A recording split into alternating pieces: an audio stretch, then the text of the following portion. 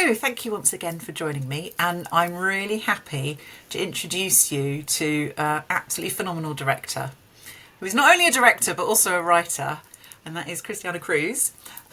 You may not know her now, but I promise you, you will soon, because she has not one but two verticals coming out, which I think are both going to be slight game changers for the genre because they look so good.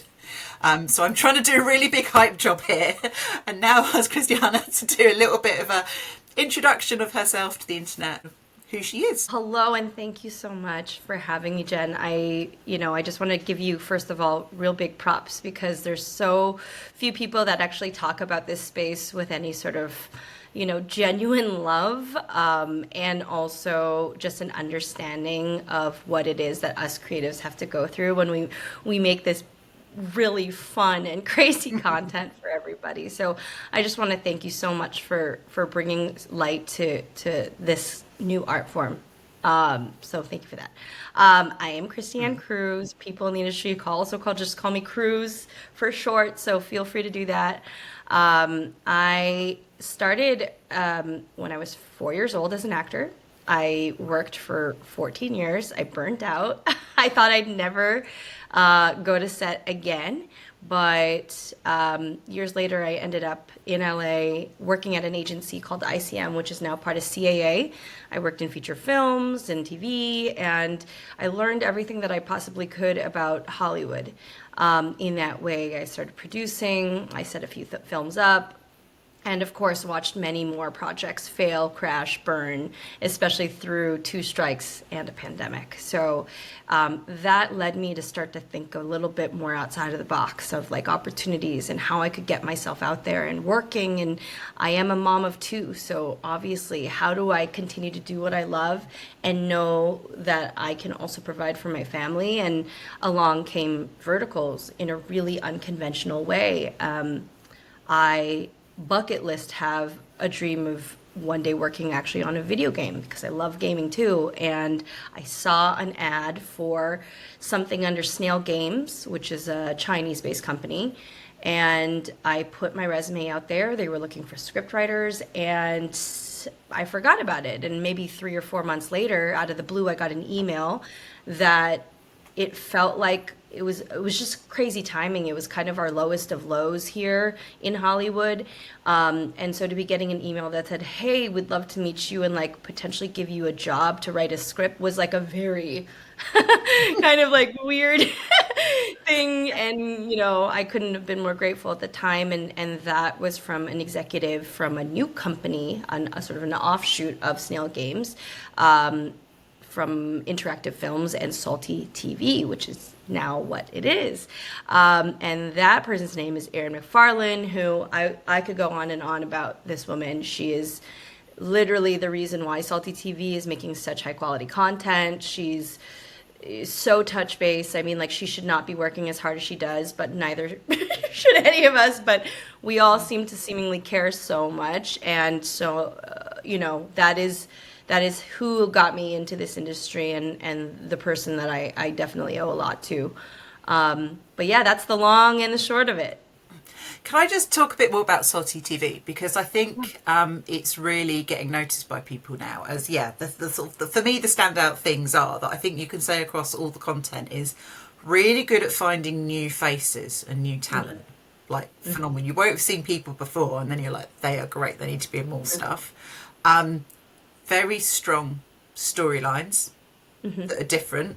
So they fit into the vertical world with the kind of, there are romance, there is a fast pace, but they are not the retellings that we're used to of, the certain storyline that goes round. And the quality. So just how they look, they look another level. The sound is another level. Are you kind of, I guess, how has she made that happen? Because it kind of proves it can be done, but obviously it's something that I know a lot of the other platforms are in very different levels of where they are towards getting to that. And of course, there's a whole team. It's not big though. It's a team, but it's not big, and it's definitely female centric. So that's one thing I will say. But off the jump from the first phone call that I had, it was, Erin basically being like, you've seen verticals, you like them, you don't like them, it doesn't matter, but like what you have to bring to this is like cinema. Like this needs to feel like you could see this on Netflix or a streamer. And that spoke to me quite sincerely, because to be very honest, I wasn't a vertical watcher. I really knew very, very little about the world, and it wasn't until that first call that it kind of got me into watching, you know, the other platforms as well, Galatea, and I could see there was sort of like, it felt like at least, and based on sort of like the timing of how new this was here in North America at least, that it was time for these types of, you know, this genre to change. And it felt like whatever they were saying to me, I wanted to believe them. And I'm so glad that they, you know, put their money where their mouth is, because it's true. I even, you know, I've been to their offices in that first sort of meeting we had as, you know, as production company, because they took a big risk on my production company. And we can get a little bit more into all the fun jobs I do, but they did take a big risk, because it wasn't like I had done any verticals at all. Erin just, I think her and I really vibed on the story level, and that's where I believe all these things, like this is how you change. You change by really focusing on the script and making sure that the script itself is the blueprint for everything moving forward. And if it can't be that, and if it's not that, then I'm not really sure what you're doing, because that is the reason why, even as a union, the WGA is so strong, because the script is the blueprint. And so I'm so glad that Salty, you know, really recognizes that. Yeah, that makes a lot of sense. So now that you are working with them, now I've mentioned you have 2 projects coming out. So Yeah. Power Play, which will be out already by the time I get this up, and then Red Talons, which is swiftly following. Which one was did one come first? Did you develop them alongside each other? How did that work?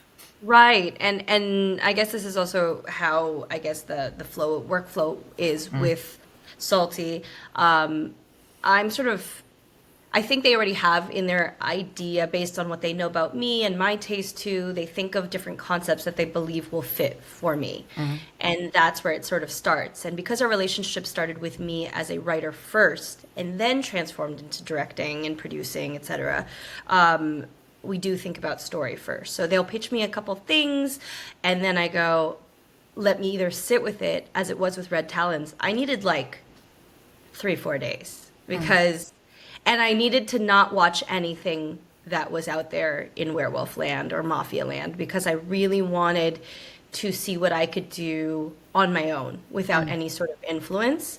I think that's why Red Talons is going to be so special and unique, is because I came to it so naively, and it was such a beast of a project.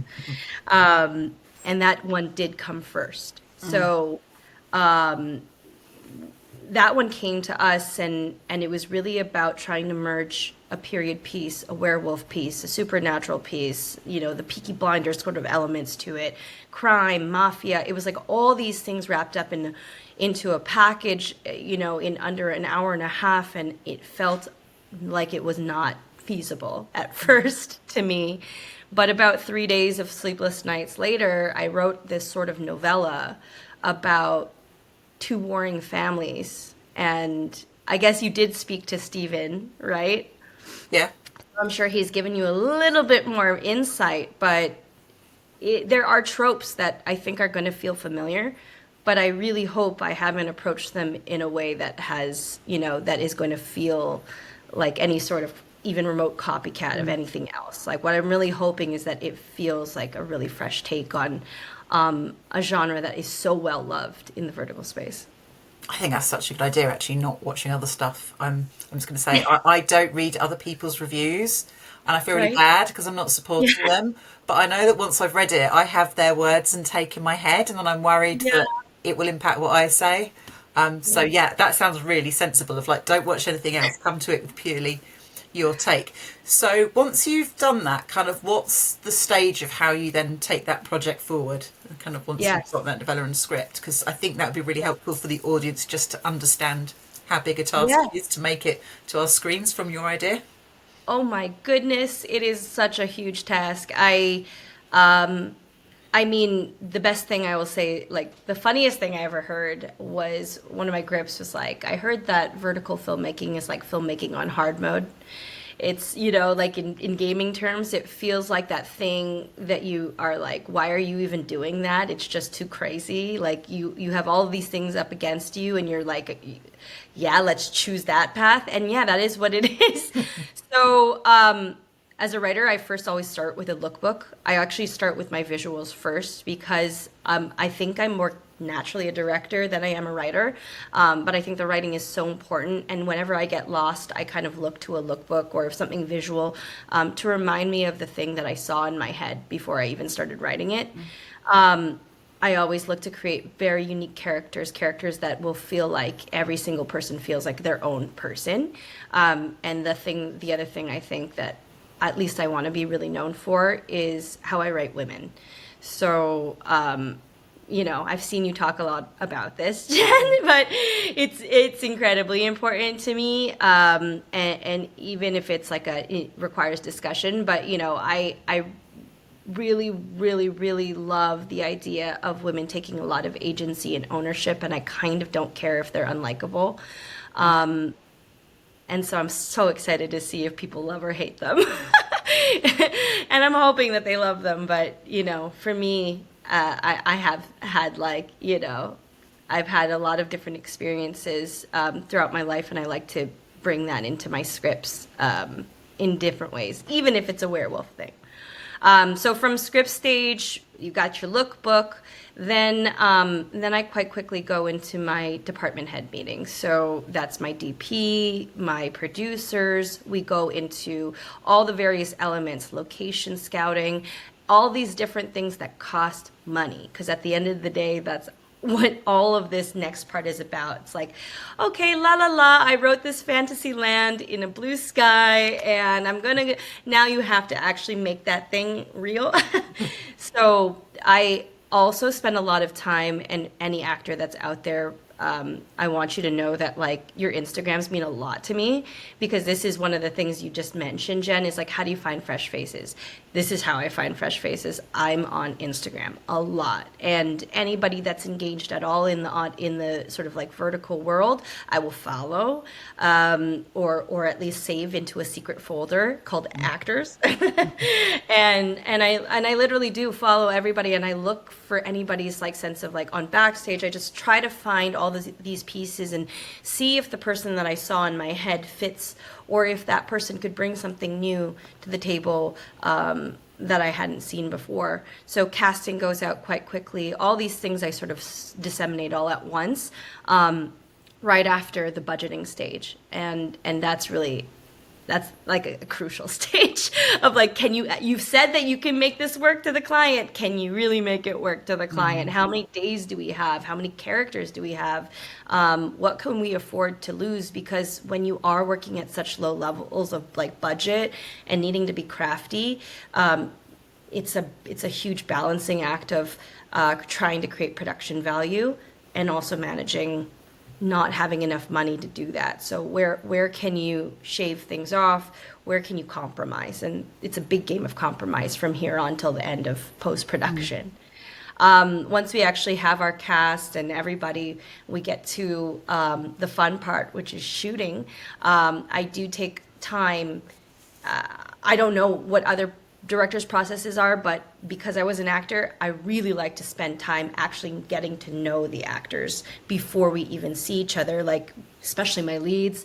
But even if you're in our cast and you have 3 lines, I book rehearsals with these people, like bar none. I have to do it, because if I don't know you, and we're on such tight timelines, how will I know how to direct that specific person to do the thing that I need them to do if I don't know who they are and I don't know their background? So it really helps to have that shorthand. Once we're actually in the field and our producers, like I have a few amazing people on my team, but everybody is given sort of the same speech at the beginning of set, which is, I don't care how many verticals you've done, this is not how we do them. And what I mean by that is, if you're coming to set thinking this is going to be an easy ride, or that you're not even going to be sharing this on your Instagram, so who cares about my performance, or if you're coming there and you're late, or like anything like that, to me is like not only disrespectful to the set and to the collective group, but it is disrespectful to yourself. And that is the thing that I really want everybody to come to my sets with, this sort of really confident and powerful feeling that you have your own agency, and that whatever you do to make this thing that much better will ultimately make the project better, and will ultimately be something that you can then be proud to share. And that's all it is. It's so easy and so hard in theory, but it's one of those things that I try to say off the jump, especially if I know that I'm going to be working with someone that's done a ton of verticals before. So interesting you say that, because I feel that we can see that as fans. Because Okay. one, I think you can tell when people are embarrassed to be in it and are slightly dialing in performances. And you can tell the people who are like, "Do you know what? This is what I've got to work with." And it's not always necessarily the level of script that, you're going to deliver. But I am going to find a way to elevate this. I'm going to find a way to make this work. And they're the ones that I think they're the ones who will go far. And we can tell as fans, because I think the second point as well is that fans spend a lot of money on this. Yeah. I mean, this is not a cheap way to consume media. And I think there's a level of respect for fans. So anyone who's kind of has that snobbish attitude to verticals, it's like, I take that quite personally. So I'm like, right, okay, so you're saying that I'm stupid and, my opinion isn't worth anything. So I really love that you're on your end making sure that everyone's set is like, do you know what, we're doing our best and we're taking this really seriously. It's really appreciated. Thank you. Oh yeah, absolutely. There's no better way, right? And that is my job, I think, as a director. Ultimately, like, I do wear many, many hats. I wear too many hats. I would like to change that in the future, but for now, because the dream was so lofty of like, people say, "Oh, I want to come to this and I want to change how this looks, or I want to change, I want to elevate this project to elevate the space."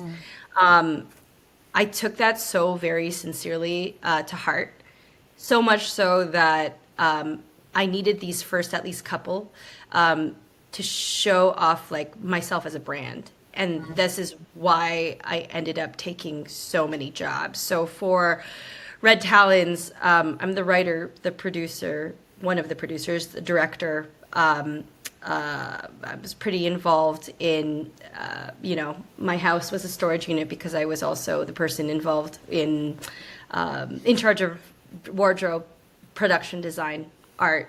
I made my own props. And ultimately, it's like you're also your own PA. You're also, all these things. I took it a step further with Power Play and actually jumped on as the second editor. So I finished the project and deliver whatever you're seeing right now. If you see any problems, you can blame this gal right here.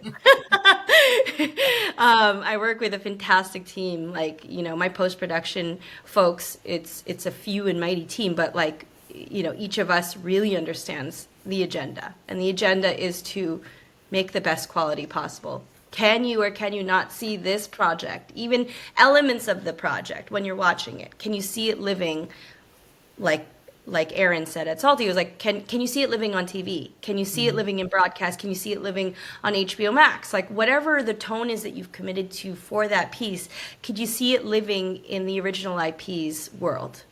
And it feels impossible, and now you feel invincible when you do one of these things. Truly. I do have to ask, do you sleep? No. I suspected not. I think that's what's been sacrificed. Yes. So I have to ask now, is that Celsius? Because I was being educated on this on Instagram. I saw that. What is this Celsius thing? And they're like, I'm dead. I never drink the Celsius on set because it makes me a little cuckoo banana pants. I actually only started drinking coffee this year, which is very embarrassing. But I'm a yerba mate girl myself, so. Oh, that's good. I think that's probably every better set for your body going that way. Yeah. I have this, at least the last couple of ones that we've done, I have this like a little tradition that whatever our day is our hardest day, I bring like Vietnamese coffee catering to set. I It's like a that. big treat day and everyone's really amped. Do I sleep? No, I don't sleep. On these, while these things are happening, especially on set, I will definitely try. I actually have a very firm thing, which I'm sure one day I'm going to have to break, but I've never, knock on wood, never gone over 12 hours a day. Wow. I think it's really important for my crew to have that space and that time to decompress, especially all the grips, camera, electric crew that's really just pounding their bodies all day for that amount of time. There's no we set up every single shot. Like this isn't like a one and done setup. Let's start rolling and let's do 20 pages. When you have the ability to actually just do like 7 or 8 pages a day, which is what I try to do, then that means that my guys are literally setting up lighting every single time that we're turning that camera. So they don't stop. I like to prioritize them. Not that my actors are not important, but like truly, this doesn't happen without the crew. The other thing is that then in post production, like in this world, when I was actually editing this thing and finishing it on quite a tight timeline, no, that's when like the sleep thing really was an issue. I'm like, oh, like I need to get more than 4 hours of sleep every night. This is not good. So we've talked a little bit about Red Talons, but we need to talk about Power Play because obviously that will be out when people are coming. It's hockey. It's hockey. It's real hockey. College. But you look like you've managed to get a lot more actual on ice action. So Yeah. presumably was that part of the process of like, if you're going to be in this, you need to be able to skate and have Yes. potentially hockey experience. How did you Yes. go around casting that and finding the right people for it? Yes. Backstage was my best friend as well as a man by the name of Chris Nelson. Chris Nelson was, I'm not sure if you've seen the movie Miracle, but Miracle, I have. yes, Yes. is a Gavin O'Connor movie. It's absolutely fantastic. We actually did, have a lot of, inspiration from the shots that were done and how they were doing this and how they were talking about a story where it's not just, especially during this sort of scouting phases of bringing in multiple people from other teams, like how does that all happen? I learned a lot from that movie, and from Chris Nelson, who was an integral part of that original film. Chris Nelson is my second unit director, specifically in the hockey world, and a fantastic collaborator. He's done a lot of other verticals as well, but like I say with everybody, I don't care how many you've done. Let's just go from this as from a place of what is the best you can give me, what's the best I can give you, and I promise it'll pay back. We really found a really good groove of how to work together. He has sort of a plethora of incredible talent already, and I think it's funny because people are like, oh wow, look at these people, they're so amazing, look at these guys, where did you find them? Like, they've been in almost every other vertical. I think the thing that I learned from watching the other ones was don't waste the talent that you already have, especially when they're so athletic like that. Like, if it means that you have to spend a little more time and give them some lines and spend some more time like actually like coaching them through the acting part of it, fine, because the production value is so high when you can bring real athleticism to the table. You'll find that with Red Talons. It's a very physical show.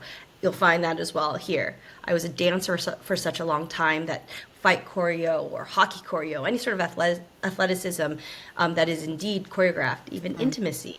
I come to it all with the same sort of foundation of being a dancer and what it takes to go from A to B to C and finally to the like big performance.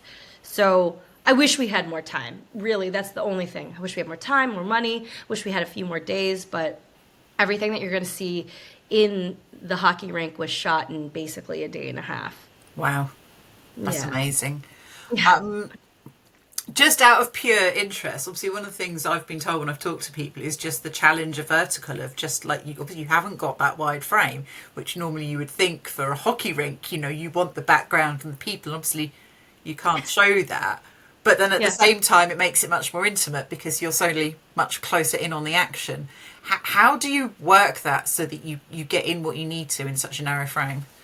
I love that question because I came, one of the jobs that I did before this was also, doing production design too.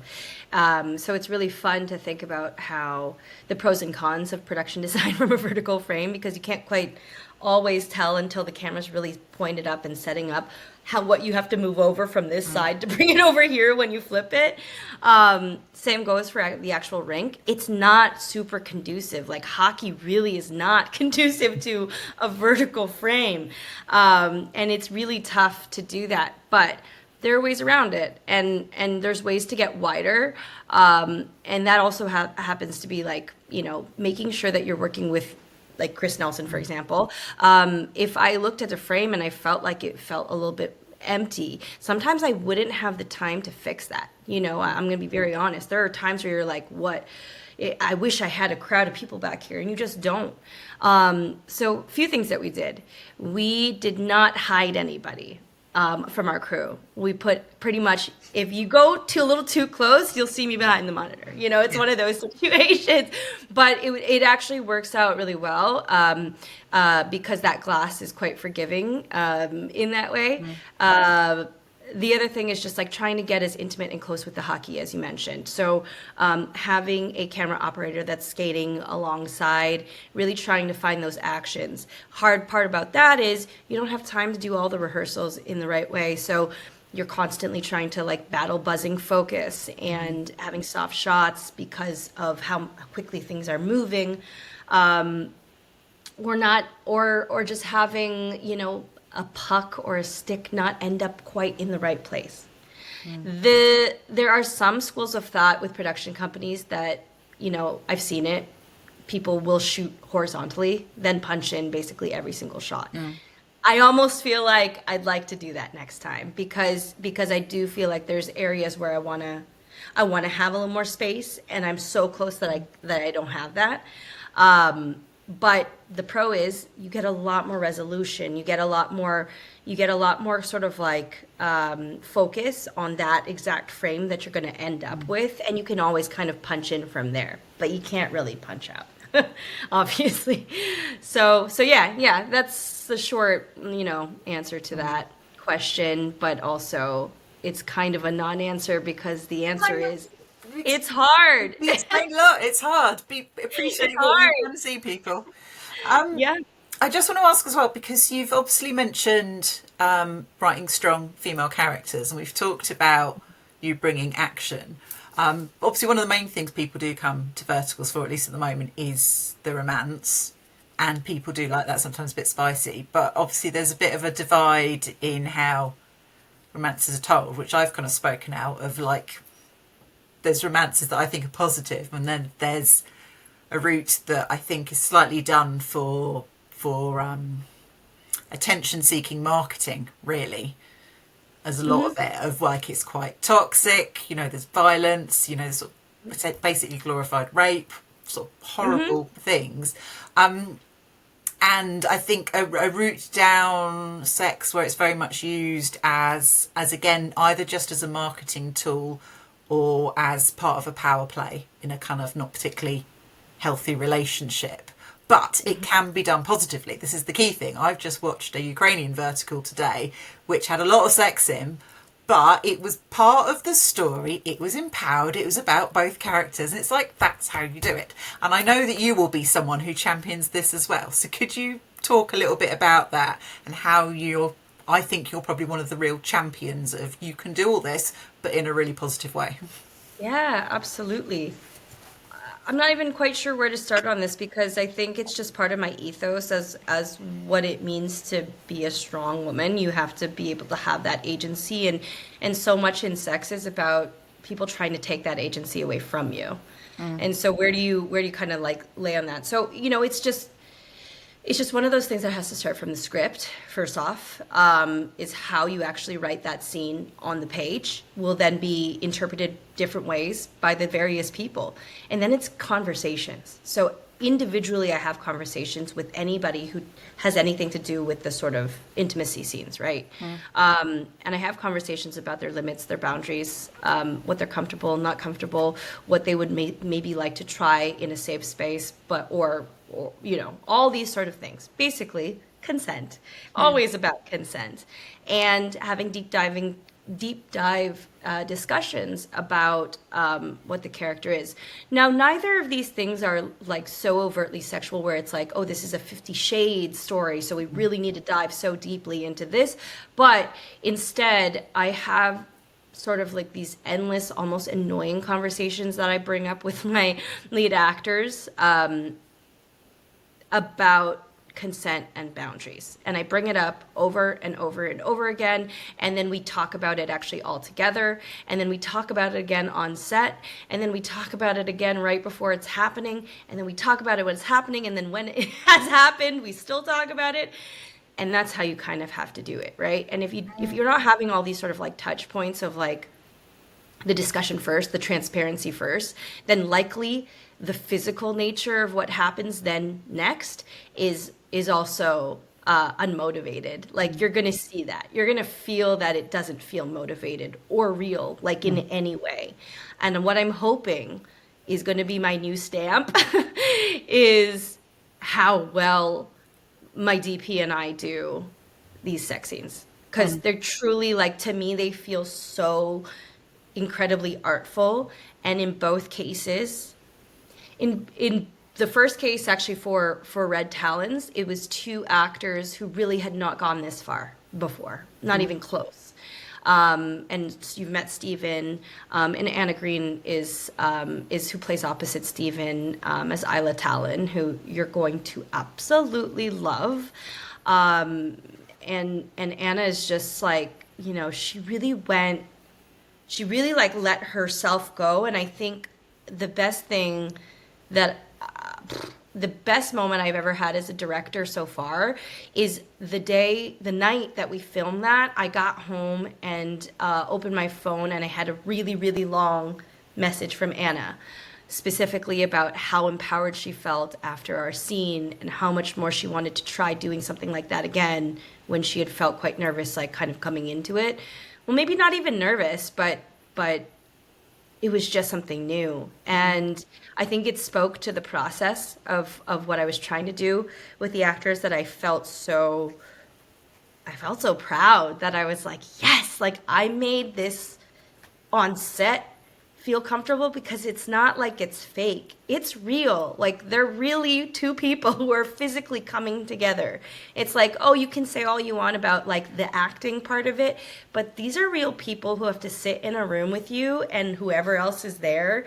I close all my sets down, of course, but still it's truly an intimate experience. And acting is one thing, but these are still physical bodies who have to come together and do something that they weren't planning necessarily to do. So you really have to create the environment first, and then suddenly all those other things will make sense.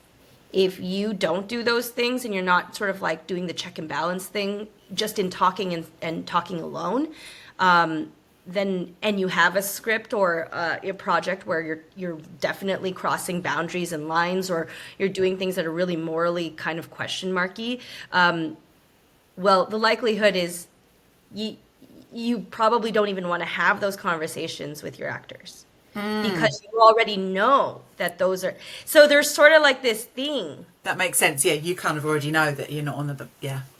Yeah, so I would imagine that that's sort of one of those things where it's like, hey guys, like I know this is uncomfortable, or you're rushing into things because you feel uncomfortable as a creative. Like I can imagine all these sort of scenarios. I don't know because I haven't been in that situation, but I can imagine based on stories that I've heard from actors about sort of the poor, sort of sad, unfortunate situations that have happened because of a lack of focus on making sure that the female characters on the page are strong.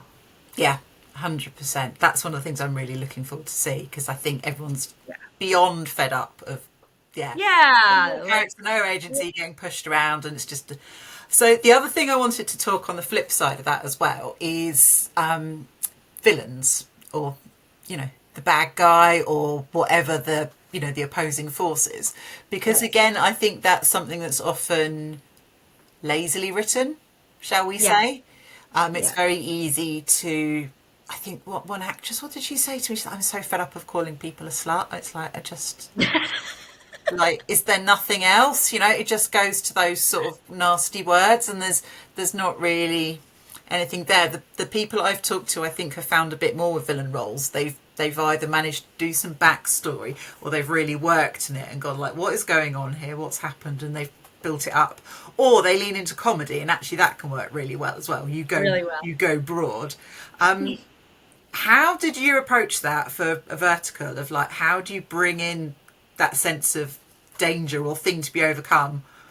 Yeah. And prove that you don't need to just go to, I reject you from this family, slap you. What my favourite insult, you bottom feeder. Yeah. I'm trying to like be careful because I know like, I mean, I can't even begin to talk about talents because we can't do spoilers. Yeah, we can't do spoilers. Yeah. Because of where it goes. So I'll talk about power play in this situation. Typically in a sort of like a love triangle, fake dating sort of storyline, you generally have to make that ex so unlikable so that nobody likes him. And sure, I get that. But like, I also love I love the tension of actually giving that person moments to be like, no, I can see why that person was with that guy. Like, you know, yes, you need so that. important. Why were they with them in the first place if they were that awful? Yeah. Right, because at the end of the day, it's a reflection of our female character as well and the decisions she's made. And they can make bad decisions too, of course, like that's whatever. But like, can we give them glimpses of humanity? Can we give them glimpses of having a brain?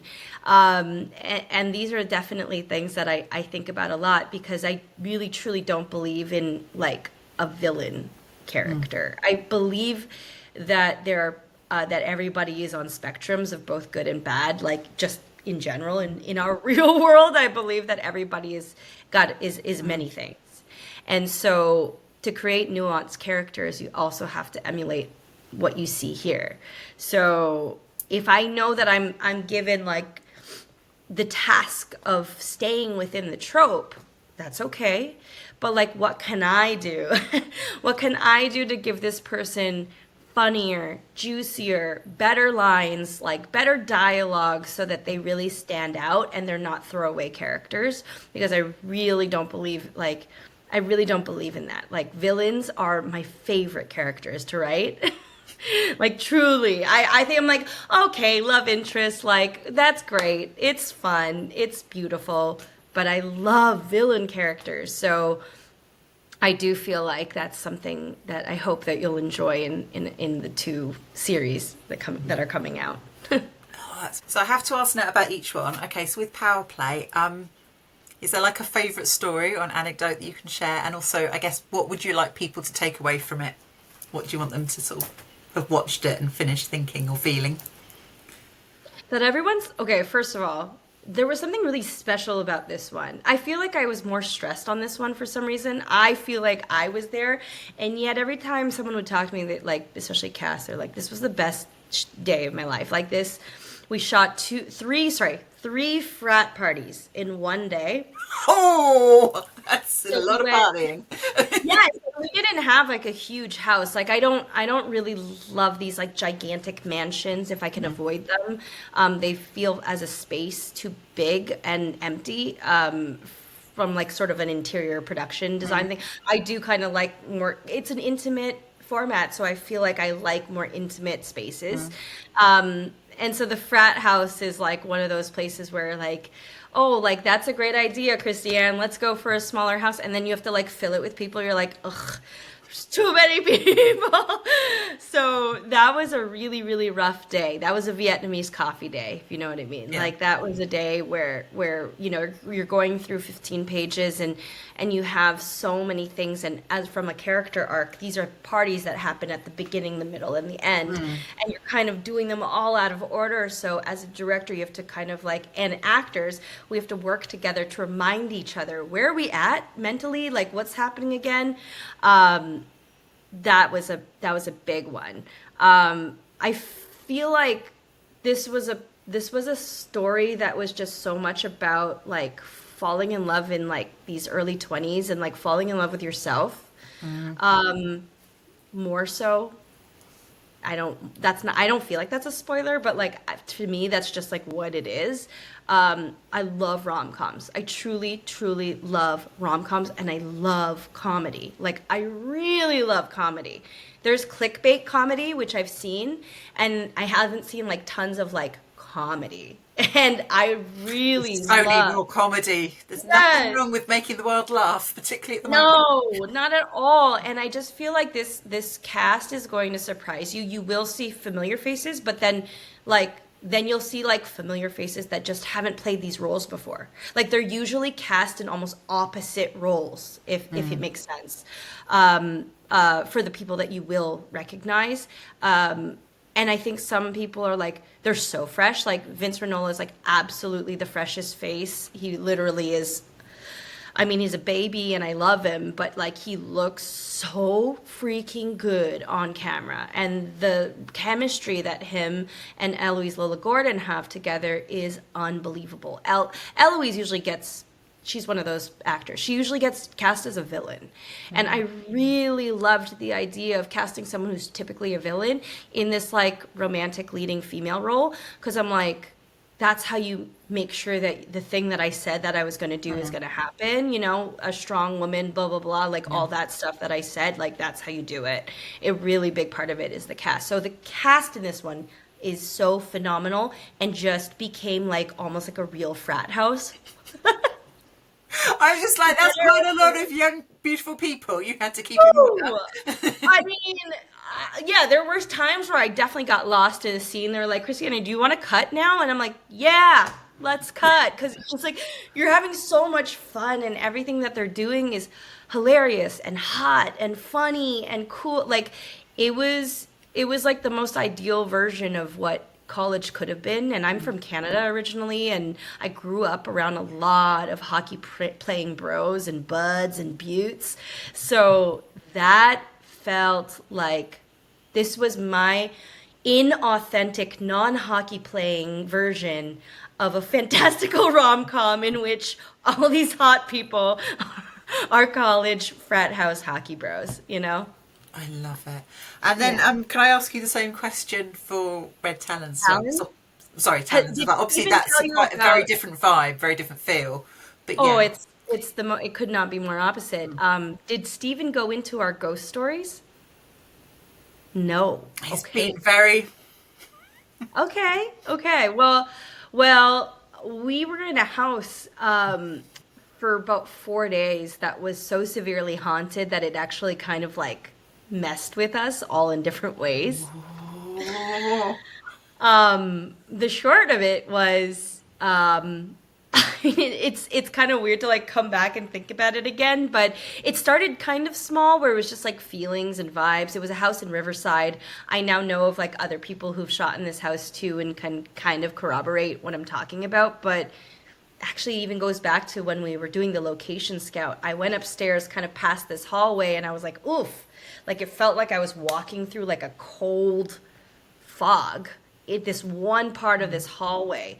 Later on, I will actually during set have slept in the bedroom in this across the space where this cold spot was, and when I slept there that night, my door just kept like open and shut, like as if someone was trying to get in, like close open, like it was really intense. And I would open the door and there'd be nobody there. So it was like a very intense experience. And for my guys and, you know, anyone with walkie-talkies and comms, you know, it's not normal for voices to come over the radio. Like, it's not normal. We've done this many times in many spaces, in many houses, both inside and outside, and that's not normal. And in this space, it would sound like a woman would be like screaming over the radio or over the comms, or somebody talking, or it would start to garble our voices into like robot-y type sounds. Like, by the end of day 4, everyone was like, we have to get out of here. I was like, how is everyone's nerves after that? Of like, it was really intense. I'd like to move on now. It was really intense. Even the owner, actually, him and his, crazy enough, he has a 6-year-old daughter who lives there too. And they decided to tell me that, like, they're like, this has never happened before, but we have our daughter on video, the 6-year-old, getting up in the middle of the night, and she starts yelling and yelling and yelling about a woman who's sitting at the edge of their bed. And suddenly it was like, they were like, we had been telling them, and they hadn't been, like, they had just been like, that's funny. You're just, you're in an old house.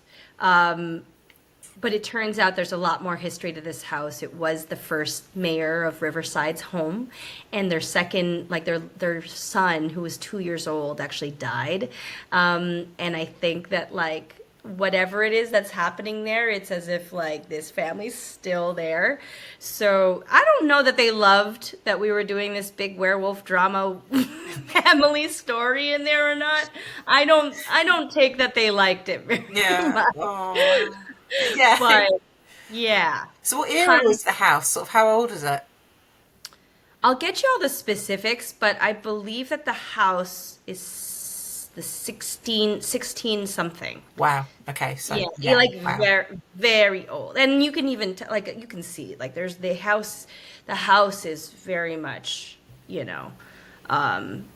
it's got just tons of energy. It's just been around for so long, and it does have that family in there. So I think they said they don't feel anything, but probably because there were so many of us in there, it just kind of changed the vibe. That film set, the fact it wasn't about ghosts, it was about werewolves and vampires. Yeah. Yeah. Well, yes.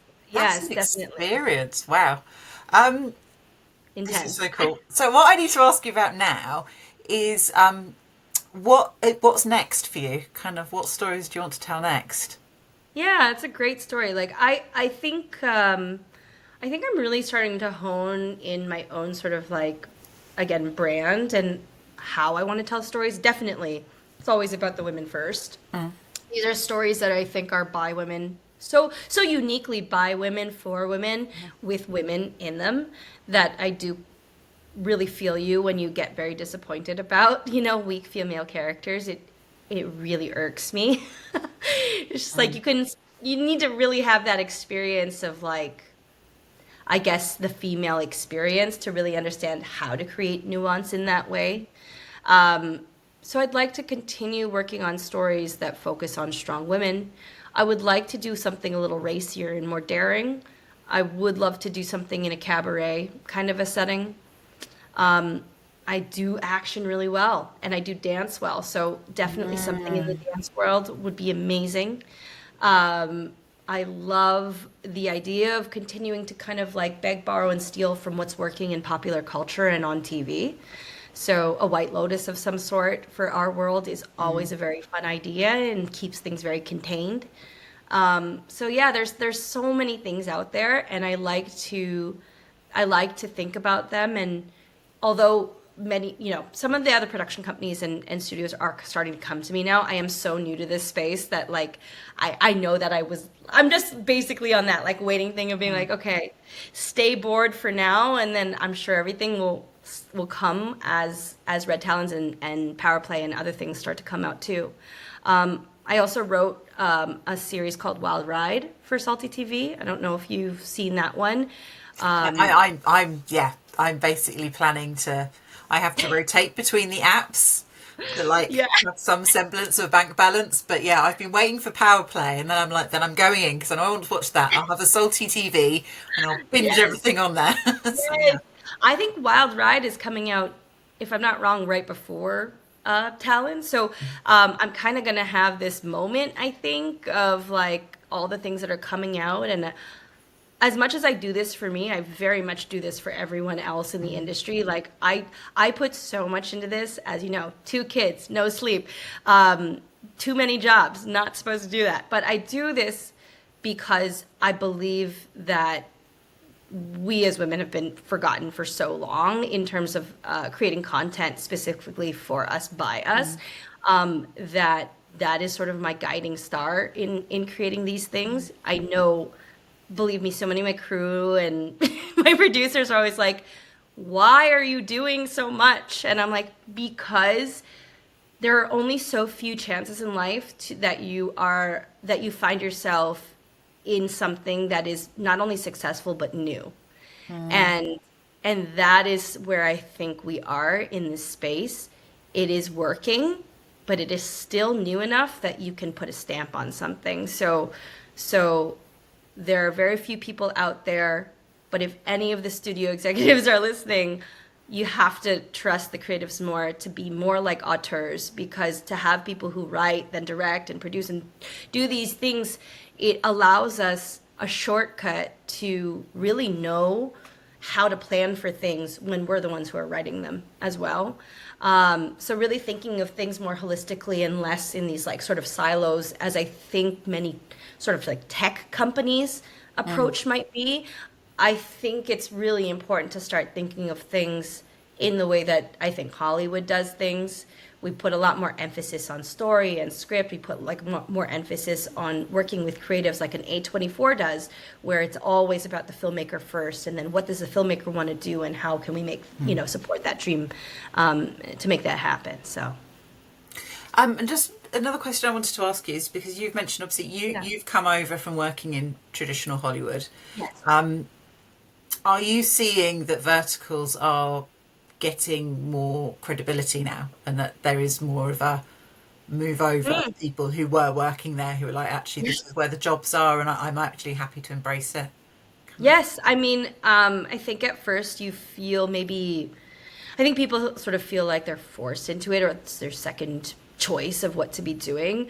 But then you really fall in love with it in a really weird way. It is the fringe, right? It is this thing that's very fringy, and I know friends who actually still will work, direct, produce, whatever it is, under pseudonyms, because they have big projects under their belt, and then they have this, they want to like separate their credits, or they just don't want to be known for this, and that's okay too. Like, no judgment either way.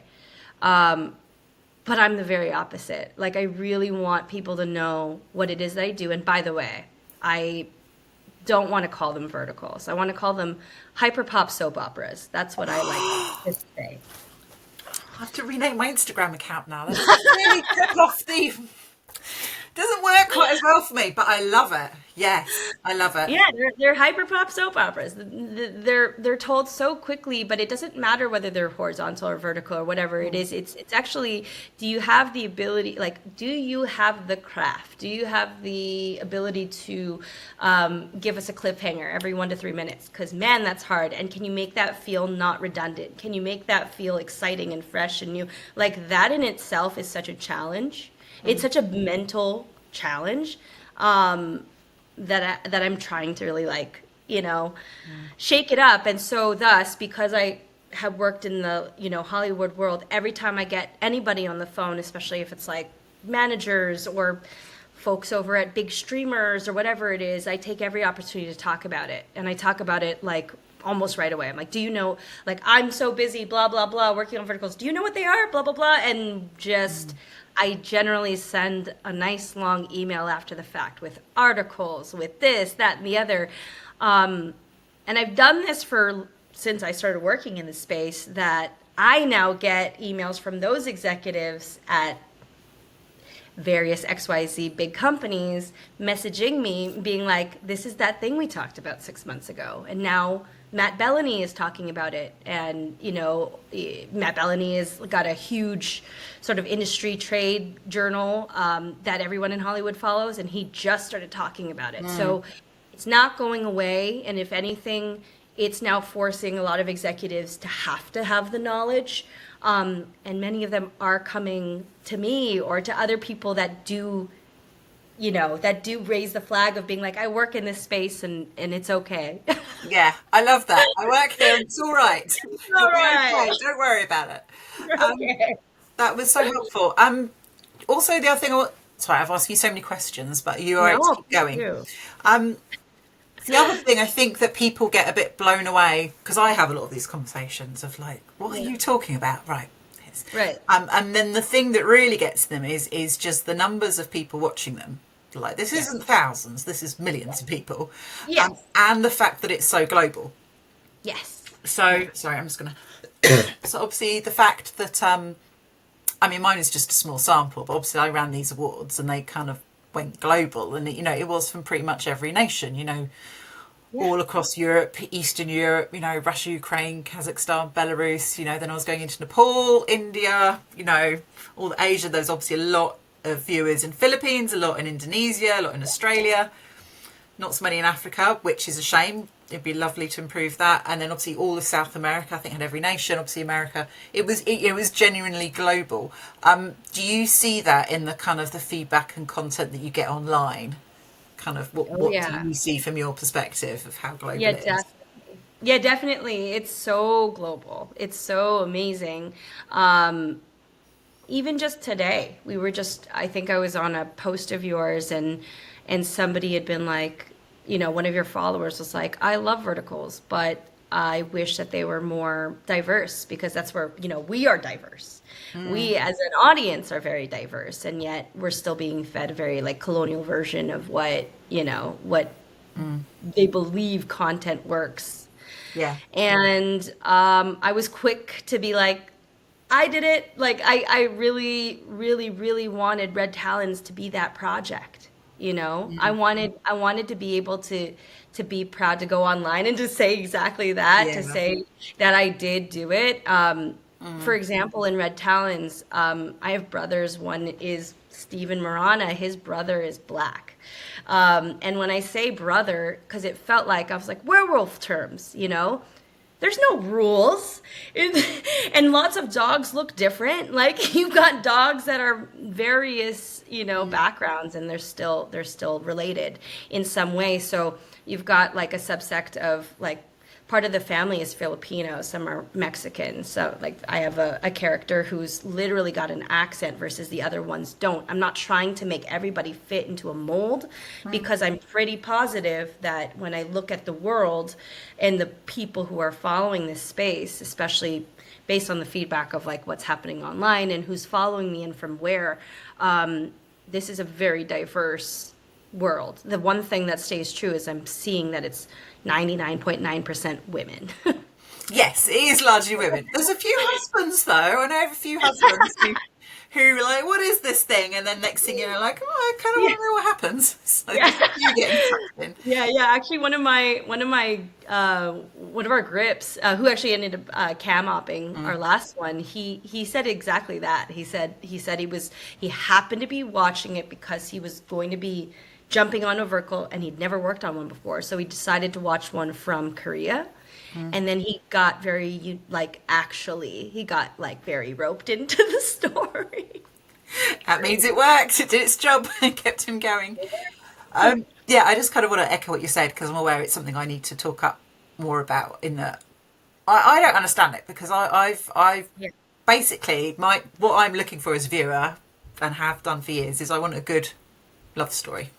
And I will watch anything if it's a good love story. So, I've watched a lot of Bollywood. I watch a lot of Korean and Chinese dramas. I've watched Japanese. I've watched Thai. I've watched, I've watched Nigerian movies. I've watched, basically that's all I'm looking for. I really don't mind what people look like. I just want people falling in love and being happy. And I think that's so universal. And that's one of the amazing things, seeing that universal theme around the world. So it's like, I don't understand why there's this barrier, but hopefully we can improve that. Of like, just... people want to see people who look like themselves on screen. Like, why would you not do that? Because you're just taking out a whole load of potential audience. You want more people to watch it. Reflect people on screen. It's easy in my head. So I know. It's one of those things. I feel like there is a page. It's Sarah, Escapism Vertical. We Who, have to give her a shout out. She's fantastic. We yes, love shout Sarah out. so much. Yeah. And she followed me, and just like how you and I started sort of like became online friends too, is the same situation with Sarah. And she found out I was Filipino, and that I had cast a bunch of Filipinos, which is, by the way, incredibly rare, especially here in the States. But I did that because the guys who are in this world in Red Talons, I told you it's very physical. It's so physical to the point that like these are like highly trained stunt people. If you go on my page or whatever it is, you can even see just like quick rehearsals or things like that. But these guys specifically also are trained in a martial arts form that is uniquely Filipino called calisthenics, and many people do them now, even for just like, I guess, exercise, which I was like, what? These are deadly sticks. Like, my people literally like killed many people using this thing, and now you know, appropriation's fun thing. That said, I really wanted to throw to my heritage, even in a really subtle, nuanced way. So when conceiving, I worked with Renz, who is a very good friend of mine now, but Renz and I worked together to create a whole werewolf sort of martial arts thing. Sorry, that's how I found Renz. It was through you. Seriously, yeah. if you like martial arts, like He's incredible. follow his Instagram. It is insane. Sorry, I just had a moment. Just follow He's it, people, insane. now. He's an insanely Yeah. talented So good. man. Yeah. So good. So Renz is my fight choreographer and coordinator, and he's also in it. I also highly believe in people just also being in the things that they're working on. You know, anyhow. But yeah, that's something that we did together, was like, can we use Filipino martial arts and create like this like werewolf story and make it period piece and make it almost in this nondescript place, because everyone is, it's a melting pot. It almost doesn't make sense. Like, how do you have all these people talking to each other like they're family, but like nobody sounds the same or looks the same? And it's just, to me, it's theater, because that's where I come from. It's like I studied theater, and we never it's always a blind cast situation. Who's the best person for the job? Regardless of race, gender, like whatever it is, can we put the best person in the job? And that's what Red Talons is. Can't wait. Yeah. I just think that's a brilliant way to end, because you've I can't thank you enough, because talking to you like gives me so much faith and hope in the future, because I'm so grateful that you're out there and doing everything you're trying to do, because Thank you, because you're single-handedly making this space so much better. Yes.